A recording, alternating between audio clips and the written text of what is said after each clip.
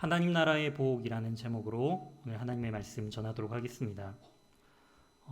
우리가 잘 알고 있는 이 팔복, 하나님께서 주시는 이 신자에게 주시는 이 복에 대한 의미를 오늘도 함께 살펴보기를 원하는데요. 이 팔복은 이제 5장부터 7장에 나오는 바로 산상수훈의 서문에 해당합니다. 예수님께서 이제 제자들에게, 예수님을 따르는 사람들에게 하나님의 말씀을 전하실 때에 그 하나님의 뜻과 은혜를 전할 때 가장 먼저 선포하신 것이 바로 복에 대한 선포였다라는 것이죠. 그리고 이러한 팔복은 두 개 부분으로 나눌 수 있습니다. 첫 번째부터 네 번째 복이 바로 하나님과 관련된 바로 복에 관련된 이야기고요. 또한 다섯 번째부터 여덟째 복까지가 바로 사랑과 관련된 그런 복에 대한 부분입니다. 바로 십계명과 유사하죠. 바로 1계명부터 5계명까지 하나님 사랑, 그리고 6계명부터 이제 10계명까지가 이제 5계명부터 이제 10계명까지가 바로 이웃과의 바로 사랑에 대한 이야기를 나눈 것처럼 이 팔복 역시도 하나님에 대한 부분과 이웃에 대한 부분들을 나누어 살펴볼 수가 있습니다.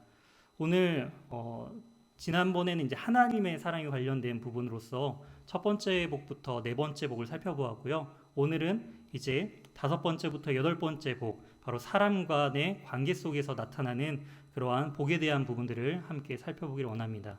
오늘 이러한 복을 통해서 우리의 삶 속에서 어떻게 이 복을 누릴지, 그리고 우리 이웃들과 그 복을 어떻게 나눌 수 있는지를 함께 이 말씀을 통해 함께 생각해보고 우리의 삶 속에서 적용해보는 그런 복된 시간이 되길 소망합니다. 먼저 우리 7절 말씀 함께 살펴보시면은 긍휼히 여기는 자는 복이 있나니 이제 그들이 긍휼히 여김을 받을 것이며라고 이제 말씀하고 있습니다. 여기서 말하는 긍휼, 헬라어로 엘레노스라는 단어인데요. 자비, 관용, 그리고 연민과 용서라는 그런 뜻이 포함되어 있습니다. 즉 이 고통에 놓인 이 사람들을 향한 그 친절을 베풀고 또한 위로를 하는 것, 함께 울어주고 또한 우리의 물질과 우리의 시간을 함께 줌을 통해서 함께 그들과 함께 있음을 통해서 그들의 고통이 조금이라도 나눠질 수 있는 것, 그것이 바로 이 긍휼의 마음입니다. 대표적인 것이 바로 누가복음 10장에 나타나고 있는 선한 사마리아 비유에서도 나오는 것처럼 누가 진정한 이웃인지에 대한 예수님의 그러한 물음 가운데 바로 선을 행하면서 그들의 고통 가운데 함께 있는 것, 그것이 진정한 긍휼의 표현이고 긍휼의 모습임을 예수님께서도 우리에게 말씀해주고 계십니다. 이처럼 긍휼은요, 말로서만 행하는 것이 긍휼이 아니라 바로 우리의 시간과 물질을 함께 나누고 그들의 슬픔이 바로 우리의 슬픔이 되어서 그 고통들을 함께 고통을 나누고 또한 그들의 눈물 가운데 우리가 함께 울어주는 것이 진정한 긍휼의 모습임을 우리는 알 수가 있습니다. 그런데 우리가 이러한 긍휼을 우리가 부족하기 때문에 이 긍휼을 할 수 없는 것일까요? 내가 없으니까, 내가 시간이 없어서, 내가 물질이 없으니까 긍휼을 베풀 수 없는 것일까요? 만약에 넉넉하다면, 물질이 많다면 이 긍휼을 베푸는데 좀 더 용이하고 좀 더 부족한 사람들보다는 이 긍휼을 더 잘 베풀 수 있는 것일까요? 긍휼은요, 물질의 많고 적음, 그리고 시간이 있고 없음이 아니라 마음에 달려 있는 것 같습니다. 내가 정말 마음에 있을 때, 그 마음이 있을 때 시간이 없더라도 시간을 내죠. 그리고 물질이 없다 할지라도 물질을 더 나누어서 그것들을 함께 나누는 모습들을 볼 수가 있습니다. 즉 이 긍휼의 모습들은 이 마음으로부터 시작되는 것임을 알 수가 있습니다. 그런데 세상은 어떤가요?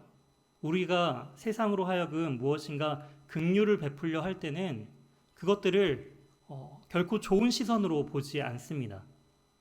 그저 우리만을 바라보면서 그냥 너 자신만 잘하기를 원한다라는 것이죠. 그래서 괜히 남을 도와주다가 그것이 오히려 나 자신에게 피해가 되는 상황이 올 때도 있다라는 것입니다. 좋은 마음으로 도와주려고 했는데, 좋은 의도와 그 긍휼의 마음으로 도와주려 했지만 결국 자신에게 돌아오는 것은 오히려 시간적인, 물질적인 낭비뿐, 그리고 아무런 보람이 없이 고맙다는 말조차 듣지 못하는 경우도 있다라는 것입니다. 이처럼 우리가 긍휼을 베풀 때에 손해가 올 수 있다라는 것이죠. 그런데 예수님께서는 우리에게 말씀하십니다. 긍휼히 여기는 자는 복이 있다라고 말씀하셨다라는 것이죠. 왜냐하면은 긍휼은 어떠한 대가를 바라고 하는 것이 아니기 때문입니다. 아무런 대가 없이 주는 그것이 바로 진정한 긍휼이다라는 것이죠. 그리고 이러한 긍휼을 베푸는 자에게 하나님께서는 분명한 약속을 우리에게 주십니다. 바로 긍휼히 여기는 자는 하나님께서 긍휼히 여겨 주신다라는 것이죠. 바로 이웃을 향해 긍휼을 베푸는 사람은 하나님의 긍휼을 얻게 된다라는 것입니다. 이미 우리는 하나님의 그 크신 자비하심과 긍휼을 입은 자들입니다. 그렇기 때문에 하나님의 긍휼 없이는 우리가 하나님을 아버지라고 고백할 수 없는 것처럼 우리가 이미 하나님을 아버지라고 고백할 수 있다라고 한다면 우리 역시 하나님의 크신 긍휼과 은혜를 받은 자들입니다. 우리 자신을 되돌아본다면은 바로 하나님의 긍휼 없이는 우리가 살아갈 수 없는 존재들이지 않습니까? 그런 것처럼 이미 하나님의 그 충만한 긍휼과 그 은혜를 입은 자들은 이제 그 긍휼과 은혜를 이제 우리 이웃들에게 전하는 삶을 이제 살아야 된다라는 것을 우리에게 분명히 말씀해주고 계십니다. 이어서 6번째 복인 8절 말씀은요, 마음이 청결한 자에 대한 부분들을 언급하고 있습니다. 마음, 성경에서 말하는 그 마음은요, 바로 우리의 감정에 시작하는 부분, 그 감정의 시작점이 마음에서부터 나타나고요, 우리의 의지 또한 이 마음에서 난다라고 말하고 있습니다. 또한 그리고 우리의 지식이나 우리의 생각 역시 이 마음에서 드러나고요, 가장 중요한 부분들은 바로 하나님을 만나는 내적인 영역이 바로 이 마음에서부터 시작한다라는 것입니다. 그런데 이 마음이 그렇다면 깨끗해진 상태는 과연 무엇일까요? 즉 우리의 감정과 의지와 생각들이 죄가 없이 진실한 상태를 바로 이 마음이 깨끗한 상태임을 우리는 알 수가 있습니다. 그렇다면 우리가 누구를 대상으로 이러한 마음이 깨끗하여 청결해야 할까요?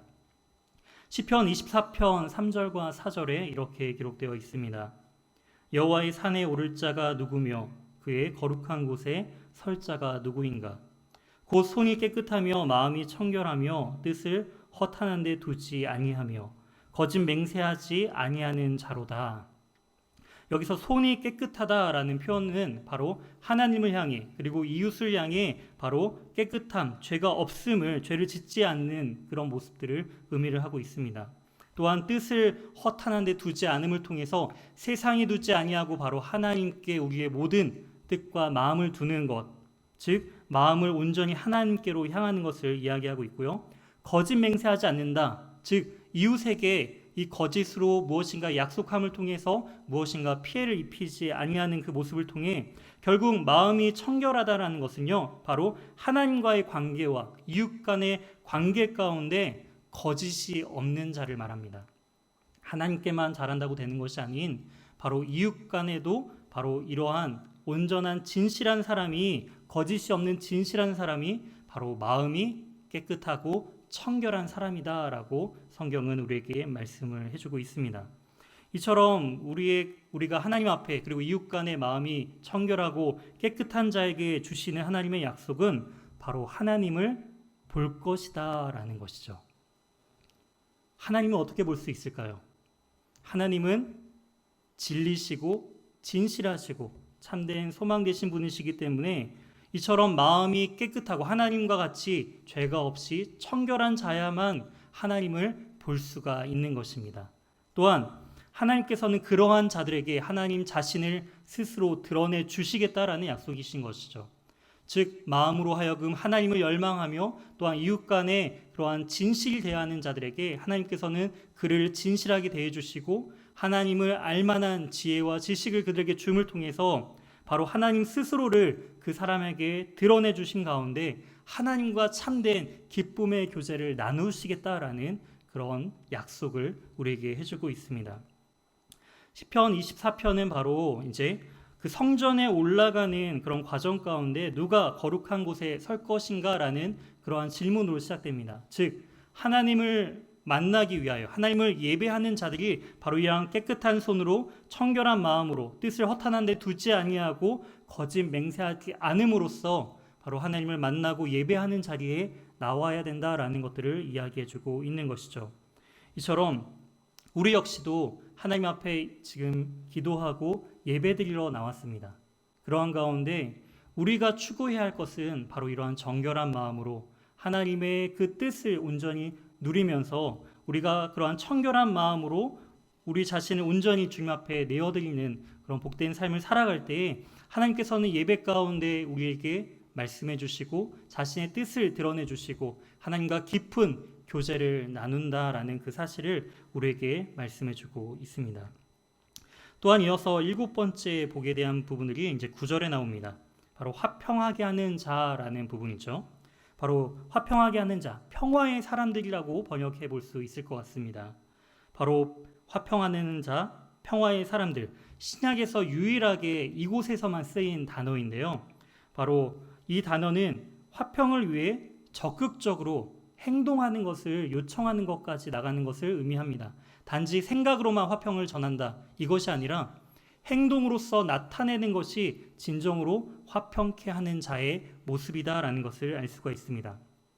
그런데 이러한 화평케 한다라는 그러한 상황을 이제 볼 때요, 이미 그 화평케 하는 행위 안에는 분쟁과 또한 갈등이 이미 존재하고 있는 상태임을 우리는 이 말씀을 통해 알 수가 있습니다. 이러한 갈등과 분쟁을 이제 평화의 상태로 바꾸는 것이 이제 화평케 하는 삶의 모습인데요.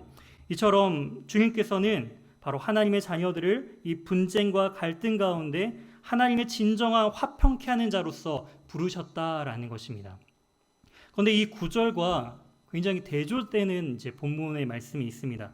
우리 마태복음 10장 34절 말씀인데요. 한번 그 성경을 넘기셔서 마태복음 10장 34절 말씀을 함께 찾아서 읽어보도록 하겠습니다.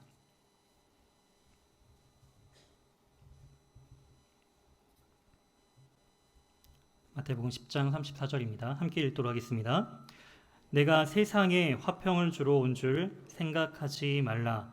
화평이 아니요 검을 주러 왔노라.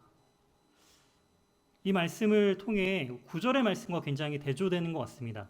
분명히 9절에서는 우리를 화평케 하는 자로서 하나님께서 부르셨다라고 하는데, 예수님께서는 다시 한번 이 34절 말씀을 통해 내가 화평을 주러 온 줄 생각하지 말라, 오히려 화평이 아닌 검을 주러 왔다라고 말씀해 주고 있는 것이죠. 과연 이 두 본문의 차이점은 무엇일까요? 즉 진정한 화평, 이 샬롬은요, 바로 샬롬에 있는 곳에는 의가 실현되는, 그것이 바로 진정한 화평의 영역임을 우리에게 말씀해 주고 있습니다. 하나님의 의, 그것은 바로 예수 그리스도를 통해서 나타난 의죠. 바로 예수님을 통해서 선포되는 하나님의 나라와 그 통치가 이제 예수님이 오심을 통해서 이제 본격적으로 시작이 되었을 때 세상은 어떻게 반응하나요? 예수님의 그 복음과 진리에 세상은 어떻게 반응하는가? 그것에 순응하는 것이 아니라 그것에 저항합니다. 독생자 예수 그리스도의 은혜를 따라 그들이 변화되는 것이 아니라 그들이 변화되는 것을 저항하면서 오히려 예수님을 죽이려고 하는 것을 볼 수가 있는 것이죠. 이처럼 진정한 진리와 복음이 들어가는 그곳에는요, 진정한 화평, 샬롬이 나타나기 전까지 전쟁이 드러납니다. 바로 이 땅의 세력들이, 세상의 세력들이 복종하지 아니하는 그 가운데 수많은 갈등들이 일어난다라는 것이죠. 이처럼 우리는 진정한 화평을 이뤄가는 과정 가운데 영적인 지금 전투를 벌이고 있는 전투하는 교회임을 우리는 잊지 말아야 합니다. 이 세상을 살아가는 이 교회는요, 그저 평화만을 외치고 우리 안에 그 샬롬만을 누리는 교회가 아니라 세상으로 하여금 영적인 전쟁을 벌이면서 더욱더 세상의 그 공격 가운데 우리가 싸우며 진정으로 승리하여서 이 화평을 이뤄내는 사람들이 되어야 된다라는 것입니다. 이처럼 진정으로 순종하는 이 평화의 사람들을 통해서 바로 이 진정한 화평과 샬롬이 나타나는데요. 그들에게 주어지는 약속은 바로 이것입니다. 바로 하나님의 아들이라 일컬음을 받는다라는 것이죠. 즉 하나님의 나라의 이 평화, 이 화평은요, 하나님의 독생자 예수 그리스도께서 바로 아버지의 뜻을 따라 순종하심을 통해, 또한 하나님의 그 백성들을 통해 이 실현되는 것처럼, 예수님께서 순종함을 통해 나타나신 그 순종의 모습처럼 아버지의 뜻에 순종하는 평화의 사람들을 통해 하나님의 뜻이 드러나고, 그러한 사람들에게 하나님의 아들이라 일컬음을 우리에게 주신다라는 것입니다. 하나님께서 이미 우리를 하나님의 자녀 삼아 주셨고, 하나님께서 우리를 아들이라 딸이라 불러주시면서 주님의 것 삼아 주셨습니다. 그러한 우리가 해야 할 것은 바로 하나님의 뜻에 순종하며 이 세상으로 하여금 진정한 화평을 주는 자들이 되어야 된다라는 것입니다.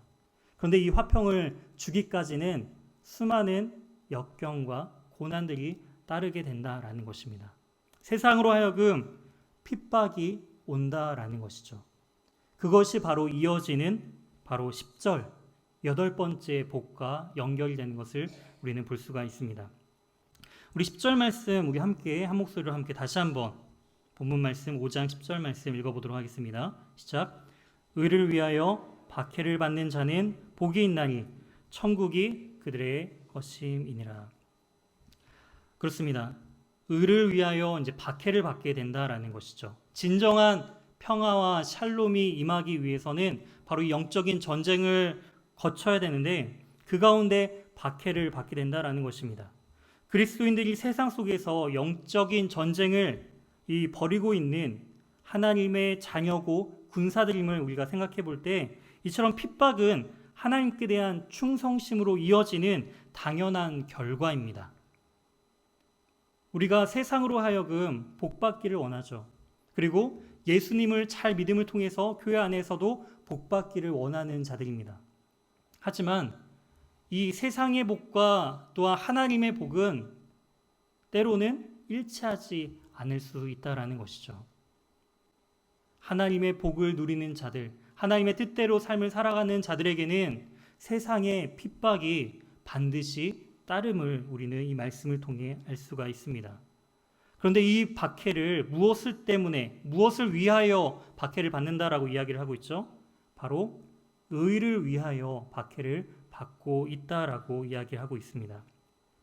이 의에 대한 부분들은 네 번째 복인 6절과도 연결되어 있습니다. 6절 말씀을 읽어드리면은 의에 줄이고 목마른 자는 복이 있나니 라고 하면서 의에 대한 부분들이 여기 네 번째 복과 여기 마지막 8번째 복인 10절하고 연결되는 것을 볼 수 있습니다. 10절도 의를 위하여 박해를 받는 자라고 표현을 하고 있죠. 그렇다면 6절에 말하는 의에 줄이고 목마른 자와 10절에 말하는 의를 위하여 박해를 받는 자는 어떠한 대조와 의미를 가지고 있을까요? 6절에 나온 것은 바로 하나님의 은혜를 상징을 합니다. 하나님의 은혜에 바로 하나님의 의의 완성이신 예수님의 목마르고 줄인 자를 상징하는 것처럼 바로 하나님의 은혜에 갈급하며 바로 하나님의 구원과 하나님의 약속에 그 갈급하는 자에 대한 이야기를 한다면, 바로 이 10절에서는 인간의 행위로서 드러나는 바로 행위로 나타나는 반응을 이야기합니다. 먼저 하나님께서 보여주셨죠. 하나님의 의를 우리에게 보여주셨고 하나님의 의를 사모하는 자에 대한 이야기가 나온 다음에 그 의를 받은 자로서 반응하는 모습이 바로 이 10절 말씀이다라는 것입니다. 그 사람은 어떻게 반응하나요? 의를 위해서, 이미 받은 그 은혜를 위해서 이제 핍박까지도, 이 박해까지도 받을 수 있는 자가 된다라는 것입니다. 사랑하는 성도 여러분, 우리는 하나님의 그 은혜를 바로 의의 완성이신 예수 그리스도를 우리의 구주로 우리의 마음 가운데 영접하면서 또 하나님의 뜻대로 살기를 다짐하셨습니까? 그렇다면은 그 의를 위해서 우리는 이제 이 고난까지도, 박해까지도 감당할 준비를 해야 한다라는 것입니다. 너무나 힘들죠. 세상 살기도 버거운데 신앙생활 하면서 뭔가 이 복만 받고 은혜만 좀 누리면 좋을 텐데, 근데 8번째 복이 이 박해에 대한 이야기를 주시는 이유가 과연 무엇일지, 그것을 받기에는 참 두려움도 같이 있는 것 같습니다. 그런데 이러한 박해를 받을 수 있는 이유와 소망이 우리에게 있습니다. 그것은 바로 의를 위하여 박해를 받는 자들에게 주어진 바로 약속이 있기 때문이죠. 그 약속은 바로 무엇인가요? 의를 위하여 박해를 받는 사람에게 주어진 약속은 바로 천국입니다. 하나님의 나라죠. 그 무엇과도 바꿀 수 없는 가장 값진 것입니다. 그것을 위해서 우리는 이 박해까지도 감당할 수 있는 자들이 되었다라는 것이죠. 사랑하는 성도 여러분, 이미 하나님께서는 우리에게 천국을 약속하시고 천국을 복으로써 선포하시면서 이 팔복을 우리에게 주셨다라는 것입니다. 바로 첫 번째 복인 3절에 나오는 심령이 가난한 자는 복이 있나니 그들이 무엇을 얻을 것이죠? 바로 천국이 그들의 것이다 라고 첫 번째 복에서부터 약속하신 그 천국이 마지막 8번째 복인 바로 이 의를 위하여 박해를 받는 자들에게 주어진 그 천국과 처음과 끝이 바로 천국과 연결되어 있는 것을 볼 수가 있습니다. 바로 천국을 소망하는 그 성도들에게는 바로 이러한 하나님의 모든 위로하심과 하나님의 기업과 그리고 하나님만으로 배부름을 누리며 하나님의 긍휼하심을 받고 하나님을 온전히 바라보며 하나님의 아들이라 일컬음을 받게 되는 그 천국에서의 영원한 소망을 품으면서 살아갈 그 기쁨과 그 즐거움이 우리가 이 땅 가운데서 누릴 수 있게 되는 삶으로 변화된다라는 것입니다. 이것이 진정한 성경에서 말하고 있는 세상에 뺏을 수 없는 진정한 복임을 말씀해 주고 있습니다. 천국이 여러분들의 것이다. 우리의 것이다. 너희의 것이다 라고 성경은 우리에게 말씀해 주고 있다라는 것입니다. 이 팔복이 이제 여기서 이제 10절에서 끝을 맺는 것이 아니라 이 팔복은요. 이 마지막 번째, 이 8번째 복에 대한 부분들을 또한 11절과 12절에서 확장되어서 이 고난에 대한 부분들을 또한 말씀해 주고 있습니다. 바로 팔복을 받을 자의 삶에 대한 모습들이 어떠한 고난들이 올 것인지에 대한 부분들을 11절과 12절에서 말씀해 주고 있습니다. 제가 다시 한번 읽어드리도록 하겠습니다. 나로 말미암아 너희를 욕하고 박해하고 거짓으로 너희를 거슬러 모든 악한 말을 할 때에는 너희에게 복이 있나니 기뻐하고 즐거워하라. 하늘에서 너희의 상이 큼이라. 너희 전에 있던 선지자들도 이같이 박해하였느니라. 여기서 당하는 성도의 그 고난 가운데서는요, 바로 언어적인 부분들도 포함되어 있습니다. 박해한다라고 한다면 우리가 무엇인가 육체적인 고난만을 생각할 때가 많이 있는데요. 그것이 아닌 바로 언어적인 그런 부분들, 욕하고 악한 말로 우리를 모함한다라는 것이죠. 누군가 모함했을 때, 누군가 수근수근거리며 나를 욕하고 다닐 때 그 정신적인 피해와 그 마음들은 굉장한 큰 상처를 입으며 치유되기가 굉장히 어렵습니다. 그런데 바로 주님을 위해서 당하는 이 수모라고 한다면, 그 억울함이라고 한다면 그것마저도 우리가 이 천국의 복과 기쁨을 누림을 통해서 견딜 수 있어야 된다라는 것이죠. 다른 세상의 공공적인 사회를 위한 그런 핍박이 아니라 바로 예수님을 위한 핍박, 바로 주님을 위해서 당하는 이 핍박이라고 한다면은 우리는 그것을 감당할 수 있어야 된다라고 우리는 이 말씀을 통해 우리는 생각해 볼 수 있어야 합니다. 또한 이러한 박해, 때로는 육체적이고도 금정적인 부분들도 손해가 올 수 있다라는 것이죠. 예수님을 잘 믿고 하나님의 뜻대로 행하는 자들에게는요, 때로는 세상의 법대로 사는 사람들보다 때로는 미련해 보이기도 하고 또한 물질적으로 손해보는 일들도 굉장히 많이 나타납니다. 왜냐하면은 그 하나님의 법을 지키다 보니까 불법을 저지를 수 없게 되는 것이죠. 그렇다 보면은 세상 사람들보다 이 불을 축적해 나아가는 데 있어서 걸림돌이 될 수 있다라는 것입니다. 그런데 그것마저도 바로 주님을 위해서, 주님의 영광을 위해서, 하나님과의 관계 속에서, 사람과의 관계 속에서 진실하기 위해서, 그것마저도 포기하는 삶을 살 때 주님께서는 그 성도의 삶을 기뻐 받아주시고 하나님의 자녀라 일컬음을, 그리고 바로 이 천국이 바로 너희의 것이다 라고 소망을 주시면서 우리에게 무엇과도 바꿀 수 없는 그런 참된 기쁨과 소망을 주신다라고 우리에게 말씀해 주고 있습니다. 사랑하는 성도 여러분, 성도의 삶은 하나님의 복을 받는 삶입니다. 믿으십니까? 우리는 하나님의 복을 지금 받고 누리는 존재들입니다. 하지만 하나님의 복 때문에 때로는 세상으로 하여금 핍박과 고난도 함께 받는 자들입니다.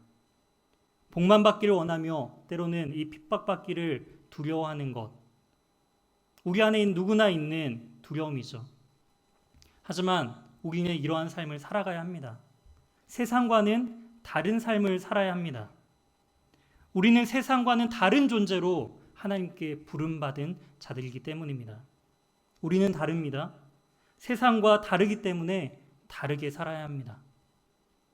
그것이 바로 이러한 복을, 하나님의 복을 누리는 자들의 모습임을 우리는 기억해야 합니다.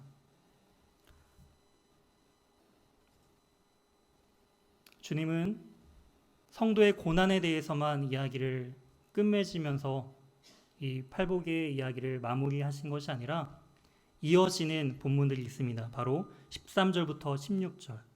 바로 이 팔복에 대해서 이야기하면서 우리가 잘 알고 있는 소금으로서의 삶, 그리고 빛으로서의 삶을 이어서 이야기해주고 있습니다.